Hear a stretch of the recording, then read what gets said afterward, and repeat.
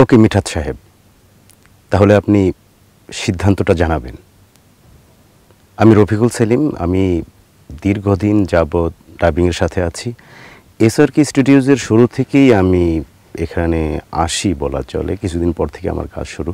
Dubbing করতে গিয়ে আসলে অনেক ধরনের সমস্যা ফেস করতে হয়েছে।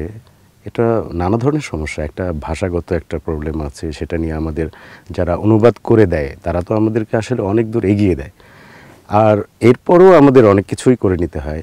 এছাড়া কিছু আছে, সেটা হচ্ছে টেকনিক্যাল প্রবলেম, বা এই টেকনিক্যাল প্রবলেমের কারণে অনেক ধরনের মজার ঘটনাও ঘটে, বা অনেক ধরনের খুনসুটি, বা আমাদের মধ্যে অনেক সময় মন খারাপও হয়।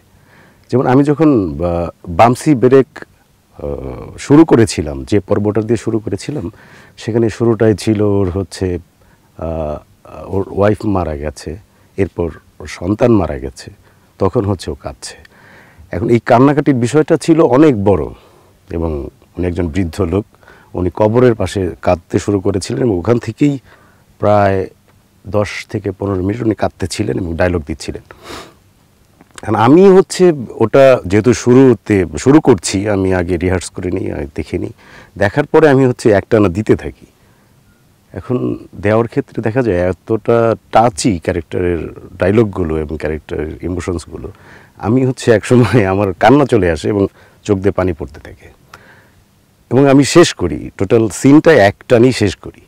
এবং আমার যে এডিটর হচ্ছে খুব খুশি, তো একটু পরে বললো যে আসলে ভাইয়া সরি, টেকনিক্যাল এররের জন্য এই টেকটা রাখা যাচ্ছে না, আমাদেরকে একটু কষ্ট করে আবার দিতে হবে, আপনি একটু রেস্ট নিয়ে আসেন। পরবর্তীতে আপনি আবার ভয়েসটা দেন?